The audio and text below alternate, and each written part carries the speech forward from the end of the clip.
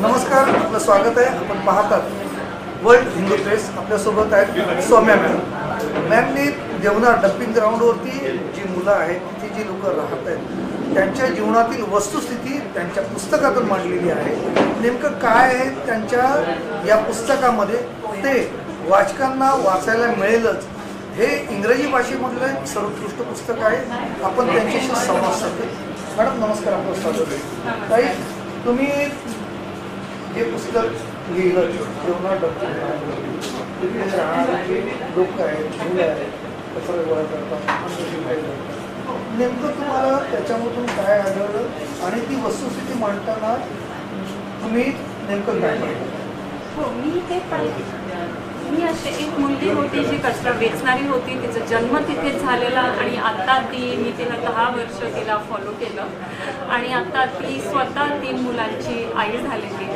आणि तिथे जो कचरा वेचणारे असतात त्यांचा राहणीमान कसा आहे, एक तर सगळ्यात पहिले पाहिलं तर खूपच कठीण, कारण कचऱ्याचे डोंगर 100 वर्षापेक्षा जास्त जुने कचऱ्याचे डोंगर झालेले आहेत तिथे आणि पूर्ण शहराचा कचरा गेल्या वर्षापर्यंत जात होता तिथे। आणि हे कचरा वेचणारे पूर्ण प्लास्टिक घ्यायचं किंवा काच किंवा कपडे आणि ते वेगवेगळं करून त्याला चिमणी ज्याला म्हणतो आपण, त्याला वेगवेगळं करून परत विकतात आणि त्यांनी त्यांचा घर किंवा राहणीमान चालतो।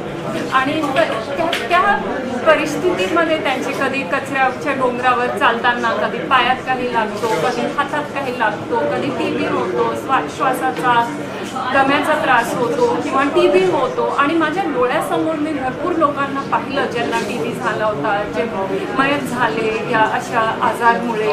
आणि हा जो जीवन आहे तो किती कठीण जीवन आहे ते मला दिसून आलं। आणि त्या जीवनामध्ये पण ते कसे एकमेकाशी त्यांची चांगले कौटुंबिक संबंध असतात ते मला दिसून आलं।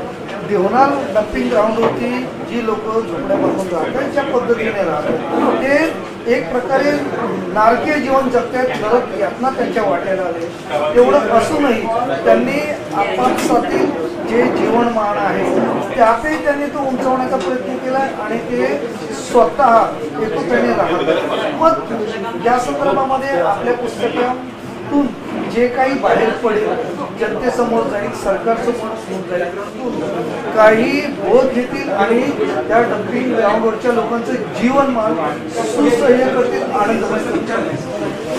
लेखकाची हीच जबाबदारी असते की दर्शवणे, लोकांच्या समोर हे दर्शवणे। मुंबई शहरमध्ये असा 300-350 एकरचा डम्पिंग ग्राउंड असूनही त्याबद्दल लोकांना जास्त माहिती नव्हती आणि असे लोक तिथे राहतात, म्हणजे डम्पिंग ग्राउंडच्या आत नाही पण डम्पिंग ग्राउंडच्या बाहेर लागूनच भिंतीला लागून लोक राहतात।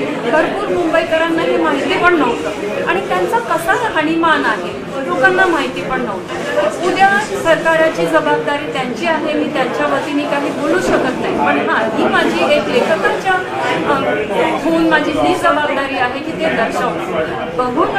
बघूनही लोकांना काय करायचं असेल किंवा काय करायचं नसेल, बघूनही मग काही करायचं नसेल ते आंधळ्यांच्या दुनियेमध्ये चष्मा विकण्याचा हा एक प्रकारचा प्रयत्न सौम्याताईंकडून होतोय। देवनारच्या डम्पिंग ग्राउंडवरती जी लोक राहत आहेत, कचरा वेचत आहेत, त्यांना अनेक आजारांना तोंड द्यावं लागतंय, त्यांना चर्मरोग होत आहेत, त्यांना डोळ्यांना त्रास होतोय, काही जणांना TB होतोय, काही जण कॅन्सरच्या स्टेजपर्यंत कदाचित गेले असतील। त्यांचं जीवन नारकीय आहे, ते सुसह्य होणं आणि मानव म्हणून जगण्यासाठी सरकारने त्यांना मदत करणं ही काळाची गरज आहे। सौम्याताईंनी जे पुस्तकात मांडले ते प्रखर सत्य आहे। त्या सत्याकडे पाठ फिरवून सरकारला, विचारवंतांना किंवा मुंबईकरांना चालणार नाही। या पुस्तकाच्या माध्यमातून त्यांनी सरकारसमोर ज्या मुंबईकरांच्या जीवनाला घातक ठरणारं, पर्यावरणाला घातक ठरणारं जे देवनारचं डम्पिंग ग्राउंड आहे, ती समस्या लवकरात लवकर दूर व्हावी हा हेतू त्यांच्या पुस्तकातून साध्य व्हावा, एवढंच या क्षणी आपण बोलू शकतो। मुंबई येथून वर्ल्ड हिंदू प्रेस करता गणेश मराठे, मुंबई। धन्यवाद।